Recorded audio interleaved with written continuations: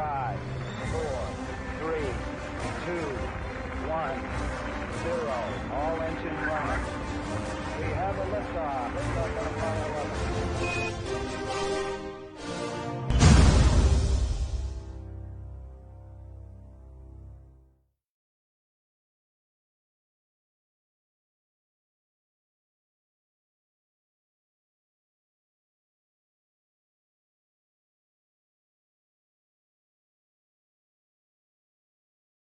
There's a little bit of, the technical fun, right? Right.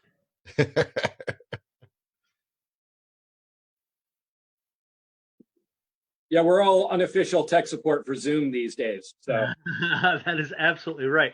The nice thing about audio and video coming to you live from people's houses and their small workspaces is that you have to be incredibly honest. You have to be incredibly vulnerable. And we are testing this out because this is a brand new program, not just for us, but for a lot of folks out there. And so, Dustin, thank you for being on the ball and making sure everything's working out the way that it needs to work out.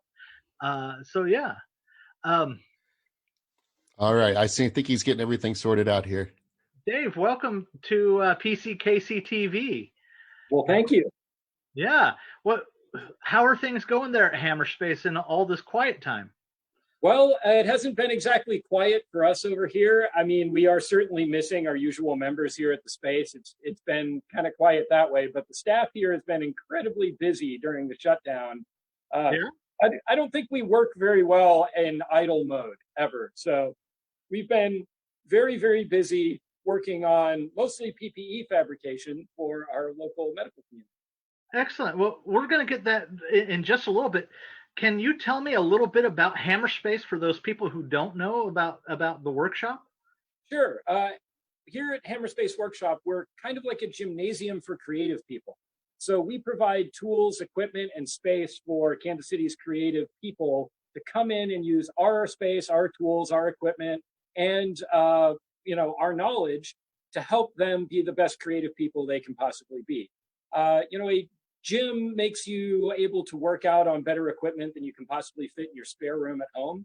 And we figure that creative people need that same sort of resource to be able to have access to the tools that they need periodically to do their best work. And if, for all those folks out there who are cosplayers and makers, you never have a big enough or good enough tool for how majestic your dreams are. So we like to, bring that a little bit closer to reality. Right. It's often hard to have your own laser cutter, your 3D printer, and unless you're fabricating 24 hours a day for your business, it's tough to get a lot of those expensive machines just for yourself. Yeah, trying to justify, a $10,000 or $20,000 machine so that you can shave a few hours off of your workflow is great when you're in business, but not so good when you have to fit it in your guest room. So, there's a lot of folks out there who do really amazing work, and we meet them all over town at, when we could meet them all over town at, our local cons and that sort of thing, just showing off their chops. And if this is what they can do at home, when they make the jump to a bigger makerspace, they just bloom into these, cosplay monstrosity. Okay. Yeah. Hey, so I'm wondering, how many makers, cosplayers do you have accessing the Hammerspace there? Well, at this particular day, not as many as usual, Sure. but usually when we're open to the general public, anywhere between 100 and 120 members are generally have active memberships here at the space.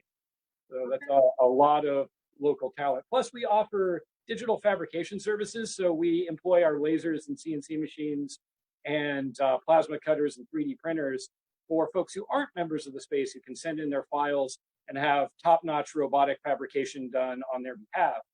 So that they can come down and pick that up, sort of like a commission shop for physical objects. Yeah. So you could do 3D printing commissions for a number of folks if they've got printing, laser cutting, CNC milling and routing, casting, all kinds of different processes that are available for home users to interact with us. Even remotely now, we still have all those services available. So folks, while they are stuck at home, could call and have something printed, could have something cut, could have something casted there at Hammerspace. and they can keep working on their own costumes at home. That is totally correct. We've got a curbside pickup set up here outside our front door, so folks can do contactless pickup and drop off for materials. And it's been working really well for our digital fabrication side. Sure. Well, you talked about Hammerspace being kind of like a gym for makers, for creators and cosplayers. Gyms have a gym membership. What does a membership cost there at Hammerspace? Well, individual members can join for $65 a month, and then they can include their whole household instead for $75 a month. So making it a household membership is only $10 more. We also offer memberships for local businesses that can expand to include any number of employees, and small groups like sewing groups or cosplay groups or Boy Scouts that want to have a group membership in the space. We make special accommodations for those. Well, individual members can join for $65 a month, and then they can include their whole household. Mm-hmm. So let me ask a quick question. I'm sorry to interrupt you, but I'm wondering, do you do classes where you teach some of those skills for people who don't know how to use your machine? How do you get them educated on that? So we do a couple of different types of education here. Every single day when we're open, we offer tool training from 11 to 7, 11 in the morning to 7 in the evening, so that regular members of the space who suddenly need to use a tool that they've never used before or are unfamiliar with can get instant training on that tool when they need to use it the first time. We feel like this is the safest way to keep all your wiggly bits attached, because people, you know, don't hold information for long periods of time in their head without applying it. So we like to train people right before they're going to use a tool for the first time. And then for more complicated skills, things like blacksmithing or silversmithing or metal casting or silkscreen printing, or something that takes, you know, a good part of a day to learn to do safely, or at least one part of the process safely. We have classes that we teach for that, where you can come in as a member or as just a member of the community at large and learn how to do something like forge a rose out of steel in the blacksmithing forge, or assemble something out of wood in one of our various woodshop classes, or print with the silkscreen printing press, or any of the other classes that we offer. Welding's super popular. That's fantastic. You know, we've been at US Toy, we've been putting together a series of master classes. And so maybe we need to team up a little bit and see what we can do to help promote the cosplay community. So you mentioned stuff like blacksmithing and jewelry making. You're set up. What all do you have there? Okay, is there a way that we can take a tour or anything? We sure can. Yeah, I can take you around the space and we can get a tour of all the different shops here. I don't know if maybe we want to leave that till after the next break, or you know, if we want to do it now. But that's generally a pretty long walk around. So okay, we'll tell you what, we are coming up on our first 10 minutes. We just want to remind you that this is brought to you by US Toy Costume and Magic. And when all this Corona is over and we start opening up back again, we want people to come in and check out our Rockstar wigs. We got a brand new selection, lots of anime wigs, lots of wigs ready for character creation. And we are on this show on the PCKC TV going to be having a couple of different wig demonstrations to show how to change that up with Pros and Cons Cosplay is going to be helping us out with a lot of that, as well as one of the judges from Planet Comic Con. I want to say her name's Miss Cassie Evans is going to be helping us out with that. But yeah, so that's our quick little break. But if it's going to take a minute to do the tour, let's go ahead. You've got some fancy things right in front of you, and maybe we should talk about that and what you're doing. Yeah, this is what we've been keeping ourselves busy here for the past month and a half or so, working on. We've been trying to join with maker spaces all across the nation and indeed all around the world, attempting to see what we as makers can do to help the frontline responders to this pandemic. And one of the biggest tragedies of this is a lack of basic equipment for their safety. And I feel sort of ashamed that we're having to have a bake sale for doctor safety, but that's where we are. So we did what we could, and we started making these, which are face shields, which, you know, a ICU doctor can put on and protect their PPE while they're working from plumes of infectious material that would normally contaminate their masks and make them have to change out that precious material, which at this point is very, very hard to replace. So Yeah. what we can to make the actual filtration media and the stuff that they're using, you know, for their masks and for their goggles and the other stuff that's in short supply, keep that cleaner for longer with something that we can engineer to the standards necessary to do that job. So we work with local infection prevention specialists at the local emergency rooms to come up with a design that would be acceptable to them. And so this we produced as an entirely laser cut product that we can get to them for $2.50. Izan, can you answer the phone, please? And the That's a fancy version. So then, in addition, we are helping local volunteer groups produce this face shield. Now, this is a little fancier looking. This uses 3D printing in combination with laser cutting to make a face shield. It's very durable and robust and has a lot of nice features. One of the drawbacks of this process is that this 3D printed portion takes between 2 and 4 hours, depending on what type of printer you have to produce. And the face shield in front takes us about a minute to create. So there's a large disparity between how fast we can produce this part and how fast we can produce this part. It makes it hard to make a lot of those all at once, which is why we, you know, sort of favored this all laser cut model that we can churn these out, you know, one at a time. But there are so many volunteers in the Kansas City area now producing these parts that their overhaul ability to produce parts is so large because of crowdsourcing that we are actually producing just as many of these per minute as we are making these. So there's a wonderful local volunteer group that's working to collect funds and field volunteers to make all sorts of different PPE, whether it's cloth masks, you know, like this one here for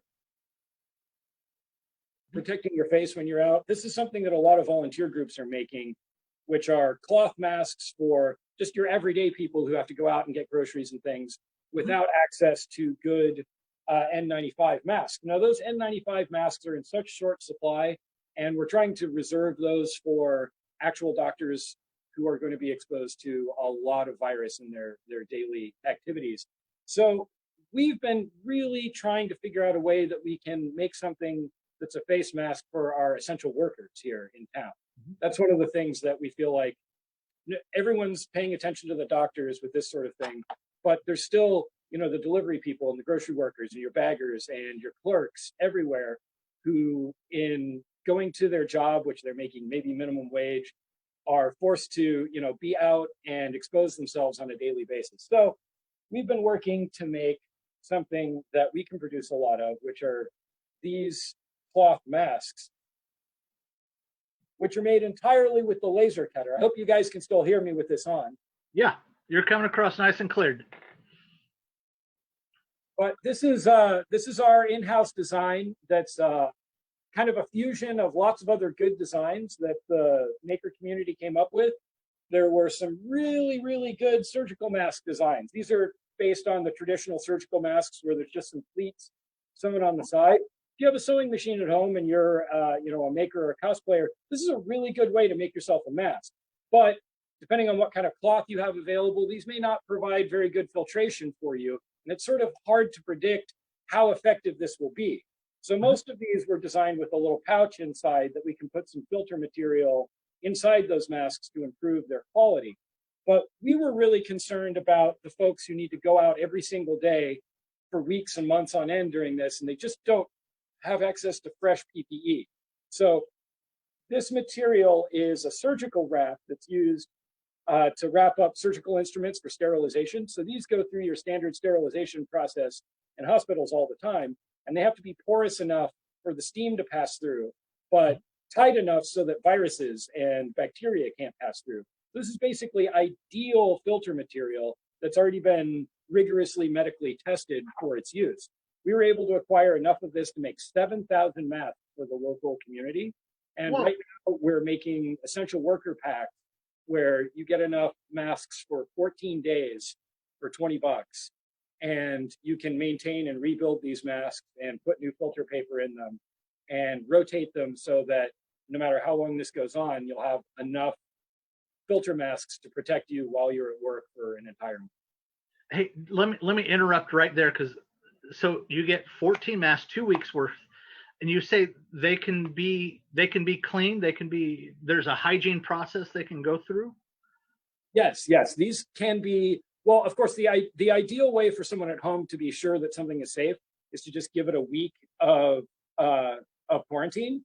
And for at least viral purposes, which is what we're most concerned about, this is going to be effective. It's not going to be great for all your bacteria and other things, but for the virus that we're trying to avoid, a good 7-day quarantine is good. And with 14 of these masks, you can put them on a 2-week rotation, which makes, a pretty effective sterilization cycle. Plus, these are able to be, if you have access to ethylene oxide sterilization, like at a hospital, or UV sterilization, or any of these accepted non-thermal sterilization processes, you can put these masks through that process and reuse them over and over.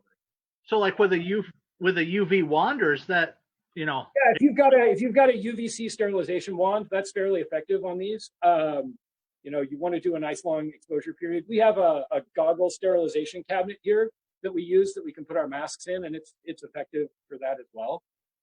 But our real target for these is sort of as disposables, because at roughly $1 a piece, when N95s are going for $7 to $12 a pop on the market right now. This is something, if you can even get them, if you can find them at all. And so this is something that we're really thinking that we can continue to produce for local workers as they need them, and provide them through our pickup table here at the space. Okay, and so they can do curbside pickup in a medical setting. They can do curbside pickup there at Hammerspace. How do they make an order? Send us an email. That's the easiest way. We are just doing PayPal invoices and attaching them to your order when you pick up, so you know which ones are yours. And so we're doing that all contactless and online. So if you have a need for masks, send us an email, tell us what you need, and we'll get back with you and arrange for pickup. Sure. Hey, Dustin, just for the sake of those who are watching, can you go ahead and put up the Hammerspace Gmail that they should contact Dave to get those packs up? And so that way, maybe some people can get in touch with some of the things that they really want. Dave, how did you get in touch with the folks for the face shields? Did they come to you? What happened there? So honestly, I have to give credit to the open source COVID-19 community online. Guy Cavalcante, who is like the OG of Makerspaces, he was one of the founders of Artisans Asylum out in California, one of the oldest, longest running makerspaces in the nation. And he saw the writing on the wall through his contacts at other makerspaces globally. And weeks before anyone else was really anticipating the level of infection we'd have here in the country, he was rounding up the wagons and making sure that we were all ready to go. And without that sort of foreknowledge, I don't think we would have been able to acquire the materials and the supplies that we have in order to make all of this work. Supply chain has been terribly difficult for makers right now. It's really our number one challenge, is being able to continue to get things like engineered plastics when most of the facilities that produce those things are shut down. Mm-hmm. So yeah, I can imagine that would be an incredibly difficult thing. Let me ask this question. Did you have some of these things in your shop already, or like some of these plastic things people can find around the house and can get to you, or is that just you have to order it? Unfortunately, to make the volume of supplies that are really necessary to make a significant impact, we need to buy things at industrial scales. We're buying pallet loads of clear plastic in stacks, hundreds of sheets high, 4x8. So this is like really big quantities of material that are necessary to turn out the, say, 5,000 face shields that we make. This is large amounts of raw materials, unfortunately. And these sort of efforts are going on in every city across the nation right now, because we're all getting hit pretty much at once. And as a result, that means a lot of these supplies are drying up at once everywhere. So instead of just bringing them in from a different part of the country, everyone's pretty dry right now, which means we're having to pivot and make interesting maker solutions. So right now, instead of using these big heavy duty 3D printed shields, we've moved to doing really lightweight, tiny, super thin 3D printed shields that print much faster and can use things like lightweight transparency sheets, which are still commonly available at office supply stores. They're not as ideal as the more durable solutions, but we're trying to deal with supply line collapse. So you use what you have available. Yeah, and that's an interesting term, supply line collapse, because it kind of puts the real perspective, the real problems behind COVID-19. You know, we're just not prepared, and we're having to catch up and be real inventive and be real adaptable. Yeah, unfortunately, all those stores that we put away for like the National Reserves, you got to turn them over every couple of years so they start to decompose, and nobody did that. So now makers are making up the difference until we get more supplies in. Sure, absolutely. Well, hey, I want to switch gears just a little bit, and here after a little bit, we'll go on that virtual tour. Why get into a makerspace? What caused you? What gave you the inspiration to kind of make these things happen? Well, I got to tell you, I was a maker my whole life. My granddad was an aeronautical engineer for TWA, and he back in the Hughes era. And when he retired, I watched him as a kid spend almost a decade building a steam engine to go in his Ford Pinto. So I just got the idea that when you wanted to make something, you go out to your garage, and no matter how ridiculous it is, you make it because that's awesome. And as I got older, I realized that not everyone had an amazing set of machining tools in their grandpa's garage to work with. And I had to apprentice myself to blacksmiths and work in industrial settings for years to gather the tools and the skills that I needed to build the things I really wanted to make. Mm-hmm. So after 2008, when we had our last big economic collapse, I looked around and said, you know what, instead of spending all of our time struggling to make things as cheap as humanly possible, let's find a way to make it possible for everyone to make fantastic things that aren't mass produced, things that are unique and original and one of a kind. And I think that's where, these really get to shine, is taking those wouldn't it be neat if ideas and giving them flesh. And so the Makerspace is really an engine to give creative people that outlet to give birth to those brain babies. Sure. So what's your personal favorite skill? What's your personal favorite fabrication method? Cheating. Cheating. No, I love my favorite. I would say that everyone here would say that my style is rubbing one type of fabrication on another type of fabrication that normally don't interact. So let's call it hybrid making. We started doing pewter casting in mold, which, pewter casting, tinsmiths are one of the oldest metalworking professions. Mm-hmm. And you rub some modern CNC laser on tinsmithing, and suddenly you can make challenge coins that you've drawn in software and cast in pewter in 15 minutes from start to finish, from an idea on the screen to a finished mold to a finished metal part in less time than it takes to eat a sandwich. That's fantastic. That's just absolutely fantastic. So before we move on to the conversation, I just want to point people down to the email right below me. Here is the hammerspacehobby@gmail.com. And that is how you can get in touch with them for that 14-pack of disposable masks for $20. They have curbside pickup, and you definitely want to get that, protect yourself. That's a bit of ingenuity that has come directly out of Hammerspace. So that's a great big congratulations. Thank you for doing that and helping us all be a little bit more be more safe in these days. Well, there's a lot of us who don't have a sewing machine at home and aren't going to be fashioning much in the way of proper mask without a little help. So absolutely. So what are the different types of machines that you've got there at Hammerspace that people can take advantage of as a cosplayer or as a maker? Well, a whole lot of stuff. Are you ready for a tour? I'm very walk around space. Yeah, I want to check this out if you are absolutely ready. and I think everyone else is going to be ready with us. I sure am. Let me grab my camera and we'll go on a little walkabout. All right. And for So- those of you at home, if you want to join in the conversation and ask questions, feel free to ask questions. We've got Dustin and John behind the scenes taking a look at those and posting them up for us, just so we can see what's going on. All right, so let's start back here in this room. Hopefully you guys can see all right, is our sewing lab. Near and dear to a lot of cosplayers is the sewing lab. It's been getting a lot of work around here, making masks this month, but here we've got dress dummies and leather sewing machines, regular sewing machines, just walls of different sewing equipment. Actually, we're servicing a bunch of our sewing machines right now, so these 4 are getting gone through while we have a little extra time. But this is where all the sewing magic happens. Next room over, we have the 3D printing lab. Mm-hmm. That's a lot of printers right there. Oh, yeah, there's a whole bunch of printers. These are all busy going to town, and then...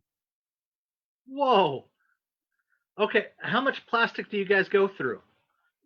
I mean, a lot. Yeah, there's a lot of spools in a bunch of different colors. What is that? With a membership, do I just have access to all those spools, or what's the deal with it? Yeah, so with membership, you get access to all of these printers. Now, we have regular print services available online. So through our website, you can upload a model and get an instant quote for what it costs to print, just right there on the website. And if you're a member of the space, you just pay for the plastic cost so that we can keep these spools, full and plentiful here to replace what everybody uses. So the machines in here that slice up your objects for printing provide you with member pricing so that you can see what a model is going to cost you in plastic before you throw it on one of the machines. Sure. Hey, we do have a question from the audience before you get too far away from the sewing room. Are there any embroidery machines? Thank you, Abby, for that question. Yes, we have a FAF digital embroidery system. It's a little long in the tooth at this point. It's one of the late 90s models, but we can still do custom embroidered patches and that sort of thing. It's single color at a time, but you can run multiple colors over the same material and make multicolor patches and embroidery. Also does your standard like flowers and buttonholes and that sort of thing. Nice. Soon we are planning on adding something like a Brother digital embroidery machine that's a little more modern, but that may have to wait until we reopen. Did I see Mega Man up on the wall there? Oh, yeah, there's Are you busy making Zero or Mega Man? Are you Dr. Wiley? Is that? Yeah, it's entirely possible. One of our employees here, Anne, used to run a con booth called Pixel Portrayal, and she makes really, really big pixel art, from tiny little keychains up to full wall-size murals. Oh, that's fantastic. So it's not just you who's kind of running the show over there. You got a bunch of... No, we've got about 6 full-time employees here. Dave, why did you not show? This is the. room. Yeah, this is the kid room. So kids room. So in here, this is all homemade arcade cabinets and Legos and blocks and tiny hard hats and everything that a small maker needs to keep themselves busy while everyone else in the family is busy making noise and mess elsewhere. They can come in here and make their own kind of mess. Sure, absolutely. Well, definitely. A lot of members who are families, and on the weekend, little makers are probably our #1 obstacle to getting lots of stuff done. So sure. Well, get with us. US Toy does have an entire toy shop, and we might have some activities that would promote thinker and maker activities for young kids. And so that'd be something I'd like to work with you on. So in here, this is our conference room. We have the big conference table. We feel that a conference room is just too boring for a makerspace. So we filled ours up with all sorts of cool stuff that people at the space here make. So on that wall over there is all kinds of really amazing cosplay examples. and props and prosthetics. So let me ask this. You just showed some prosthetics. Do you have a way of making latex prosthetics over there? We do. We can do life casting. Let's see Uh-huh. if I can get handsome Nick on the screen here. So we can do an alginate cast of your face, or say your hand. Uh-huh. And this in specific was used to make a tactical finger for a soldier at Fort Riley who lost a finger in a bicycle accident as a 13-year-old. And he always wanted a bionic finger. So he came to us for a little bit of help making tactical attachments for his index finger. Nice.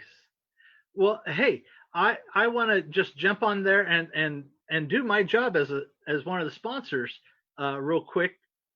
We do sell latex, and we sell latex alternatives through US Toy. So if you have a latex allergy, we do sell watermelon from Davy's Theatrical, which is awesome stuff, by the way. It's just absolutely amazing. And we sell it by the cup. We can sell it by larger portions. And so if you were thinking about making your own appliques, your own ears, or anything, get with us and then get with Hammerspace over here, and we can probably get you set up just about correctly. Nice. That gun is from Mass Effect. Yes, it is. This is an entirely 3D printed prop with custom textures and a really nice paint job. 3D printing doesn't have to be monochrome and simple. It can be complicated and fairly elaborate. In fact, some of the things that are new to us here, I'd like to show off. This little pug skull is printed on our new powder bed printer. So we have a Z Corporation powder bed printer, which is capable of making really beautiful, let's see if we can get some light on this. There we go. Oh, full color objects like this small vase that even has their logo imprinted on the bottom.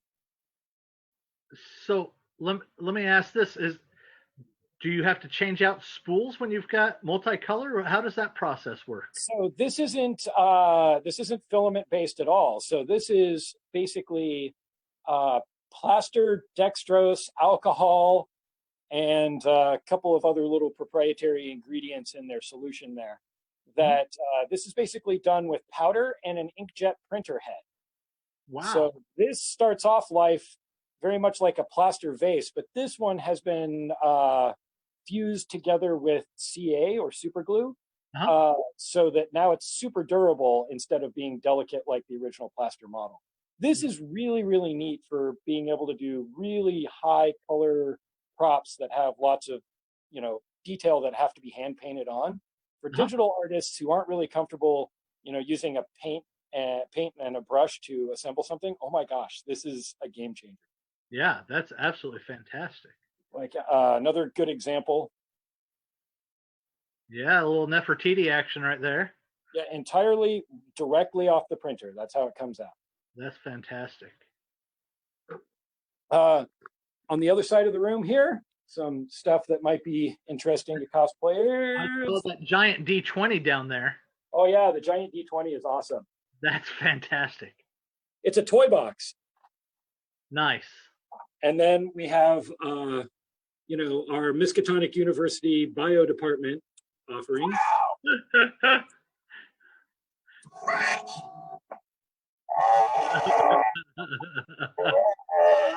That's fantastic.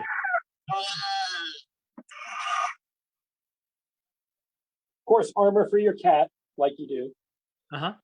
Well, of course. But yeah, our abilities here for our members range from casting in metal and plastic and silicone and etching bronze and silver and all kinds of different material. Plasma cutting. The plasma cutter comes in handy for doing metal cutouts. Let's see if I can put that in shot there. But the Captain America shield down there.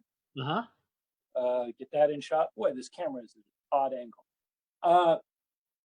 This is made of bulletproof titanium. So this is as close as you get to an actual functional Captain America shield.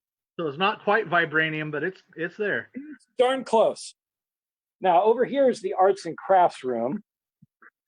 Got a stack of helmets here. Are those PPE approved?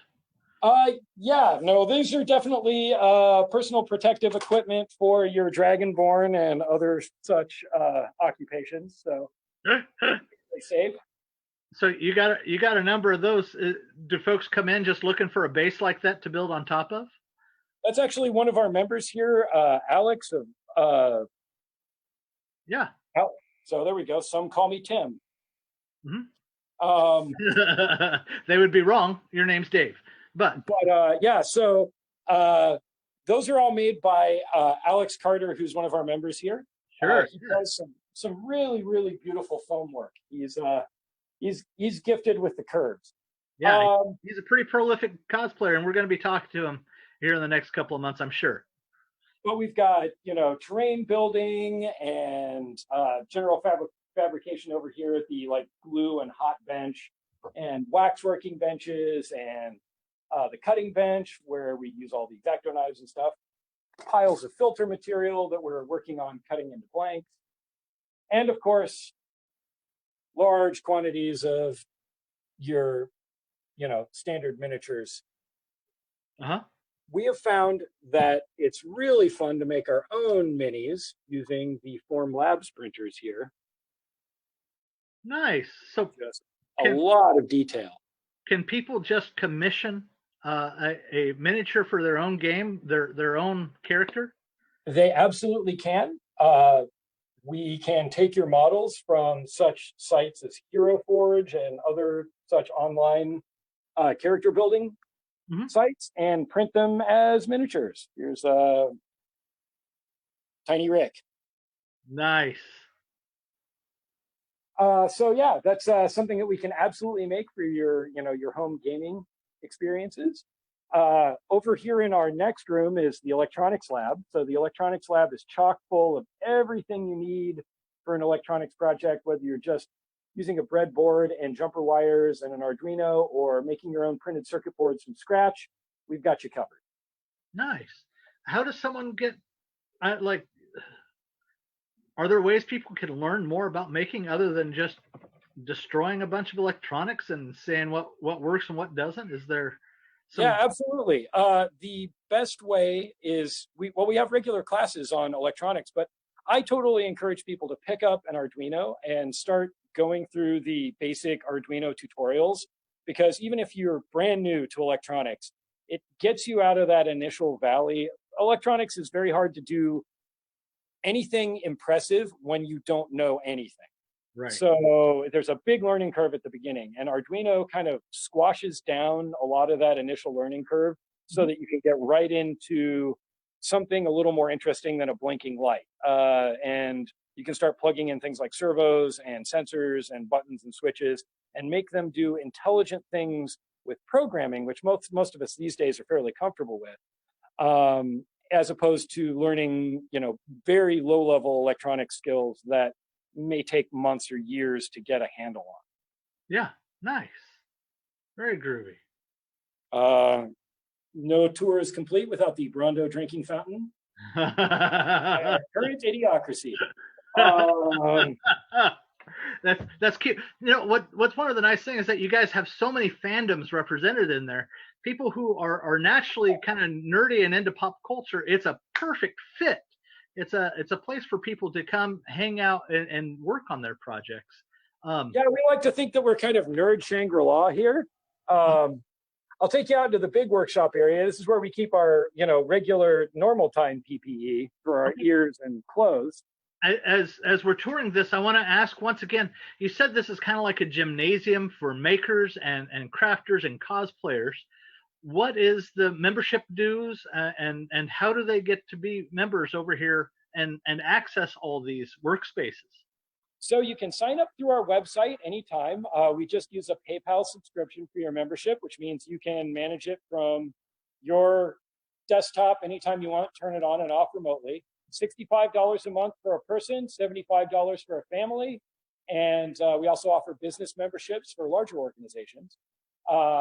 This is the assembly room, and this is where we have hand tools. This is your socket sets and screwdrivers and wrenches. Mhm. All of the socket sets and pliers and needle nose. Central dust collection throughout the space. Nice. Do you have a drawer or a jar somewhere that's just full with loose wires? Is that? I mean, I do have a drawer full of loose wires that I use to make my intergalactic spaceship, but good news, everyone. Fantastic Futurama reference. Thank you. You say there's about 100 people that come through when things are. Oh my gosh, nice. About 100 people that come through. Is there plenty of room for me to work on my projects? Yeah, with 17,000 square feet and enough clamps to shake a pointy stick at, we've got you pretty well covered for most assembly projects. Like this area right here is just for hand tool use. Next room over is going to be our woodshop area. This is computer, turn on safety lights. Okay. So this is our no nerd space is complete without an AI. Right. I was actually going to ask what your preference is among all the various AI available after I heard that. Yeah, right now we're an Alexa shop, but only because we can make her talk like Samuel L. Jackson. So that's, of all the great reasons, that's definitely one of the reasons that you need to have in there. So in case you can't cuss, your AI can cuss for you, therefore becoming the best assistant possible. Well, we added the AI here so that she could nag everybody about sweeping up after themselves and cleaning up their messes, because I got tired of doing it. Oh, that's and I figured everyone could just hate her instead of hating me. But yeah, this is the wood shop where, as you can see, we have every kind of saw known to man: lathe, chisels, sanders, drill presses, router tables, table saws.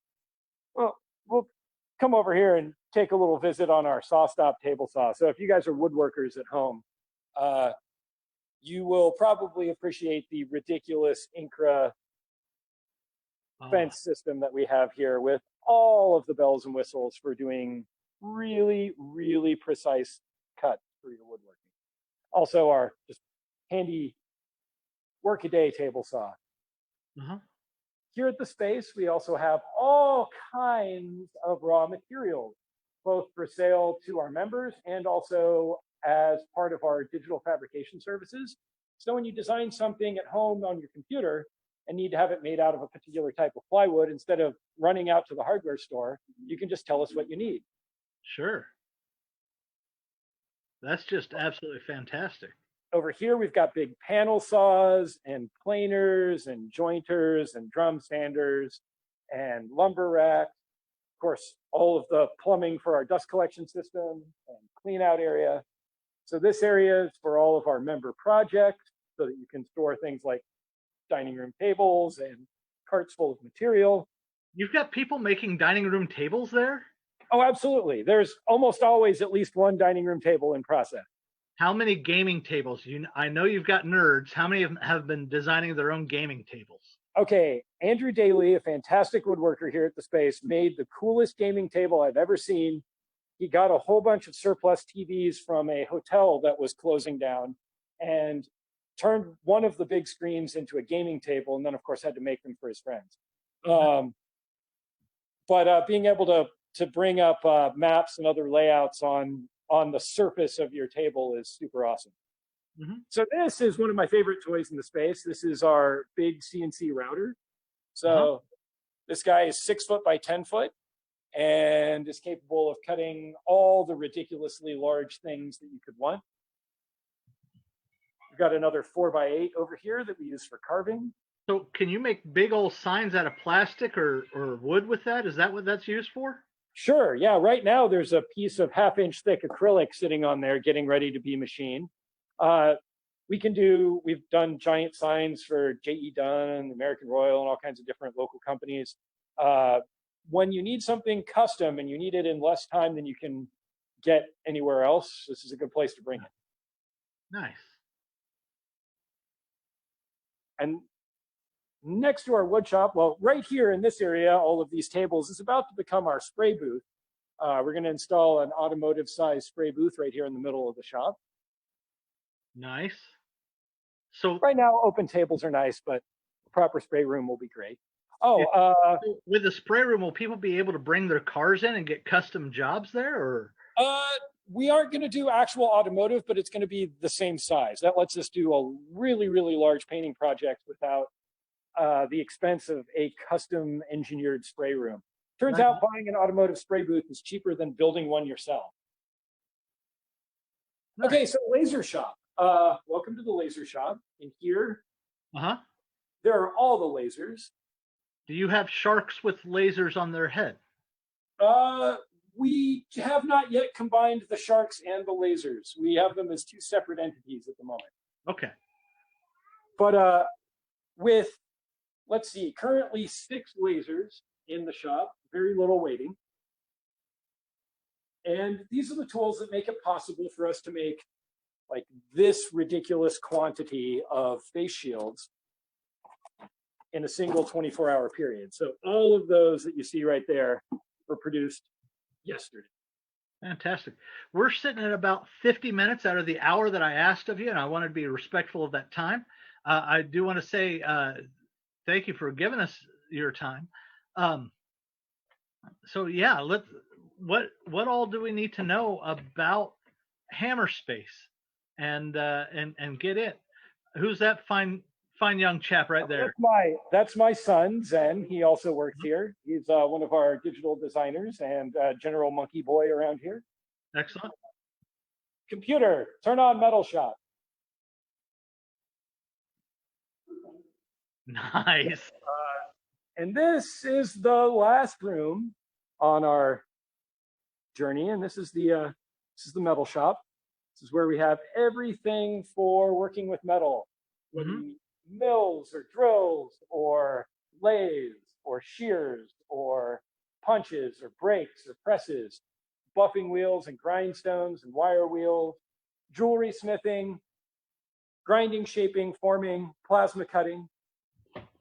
Now, ladies and gentlemen, plasma cutting is my current favorite tool in the space. I don't know if you can see this miraculously decorated plasma cutter. But turns out the female of the species is larger and more colorful than the male. But when you need to make really elaborate metal parts, the plasma cutter is your friend. Take all of the drudgery out of your cutting. Absolutely worth every dime it takes to cut with this, and it's not very much. Set of consumables for this is like $10, and you can cut all day on that.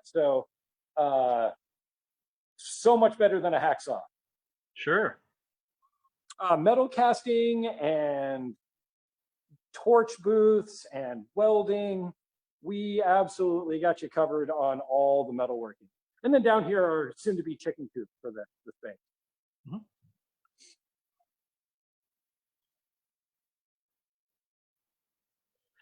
17,000 square feet of makerspace that you've got there at Hammerspace. You manage memberships through PayPal. We do. What are the costs of that again? $65 a month, $75 for a family, or $200 for a business. Wow, just absolutely fantastic. That gets you access to everything there at Hammerspace, and you save on the cost because you've already covered part of that with the membership costs. Exactly. Plus all the storage that you can shake a pointy stick at. So one of the big obstacles of making stuff is having enough room to keep all your obtainium. And so we make that pretty easy for our members also. Sure. Well, that's absolutely fantastic. But if people aren't all that creative as a maker, they can have some of the files sent to you and commission the piece, and it can be created by Hammerspace, and they could even order that now and pick it up, curbside pickup. or even more importantly, a lot of those essential workers right now for $20 can pick up 14 masks that will protect them real well from anything that's going on with the coronavirus. They just need to get in touch with you at that email that's right below my name right here at that hammerspacehobby@gmail.com, and $20 and you can get 14 masks. Oh, that's a cute little logo right there. Isn't that adorable? That's fantastic. How many robots have you made, and how many of them have the programming to take over the human race? Well, my favorite so far is Osiris, the optically seeking intruder repelling irrigation system. Nice. It's a computer vision based sprinkler system for our back parking lot. So if anyone is out there that's not supposed to be out there, it will water them aggressively. Like, does it do the tracking and keep the stream on them? Yeah, it's actually an open source project that was designed to make sentry turrets for paintball fields. So it's smart enough to lead the target by their current velocity, so that by the time the water gets to them, they're where it's aiming. So honestly, a human being can't dodge it. It's not possible. I run a haunted house. I think we need to have a conversation after this. And so, yeah, that's definitely a thing that needs to happen. Dave, thank you so much for your time and energy. Is there anything else that we didn't get to see on the tour that we should know about Hammerspace? Well, we've got a supply store downstairs that we use to supply, nails and staples and microelectronics kits and raw materials and all kinds of other stuff. Head down there. It's probably the only thing you haven't seen so far. We also have a advanced manufacturing lab down here. This is where we have a pick and place machine for making custom electronics, and so we can make our own printed circuit boards and out there. So pick and place lab, vinyl cutting, sign making lab, the big right there. We're losing you. There we go. Oh, there it is. So this is that powder bed printer we talked about earlier. It's kind of a monster. Yeah. So it just takes the powder and sets it up in the form, prints it layer by layer like a spool run printer, and then seals the powder together. Yeah, it basically lays down a layer of powder and runs a spatula across the top, like you're making a half a cup of sugar, or whatever. Drags that little spatula across the top, lays another layer of ink down, adds more powder, and repeat.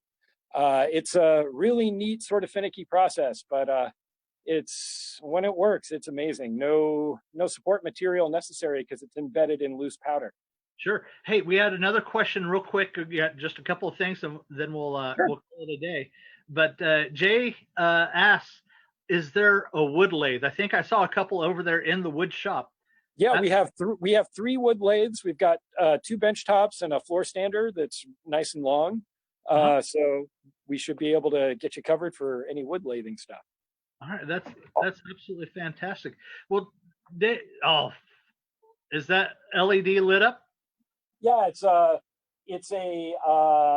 LED neon lit up sign. This is the 4th one that Michael's made here.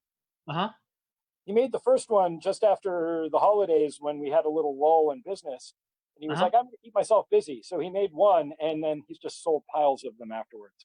Well, that's absolutely fantastic. Well, Dave, we're going to see you at the Planet Entertainment Zone stage here in August at Planet Comic-Con, right? Absolutely. All right, that's going to be happening August 14th through 16th. There at Bartle Hall, Planet Comic-Con. We're so looking forward. Dave, thank you so much for your time. And thank you guys for coming to visit. It's been nice to have some guests. Yeah, well, hey, we're looking forward to being able to bring this dialogue, these discussions to crafters, cosplayers, and everyone else here through PCKC TV.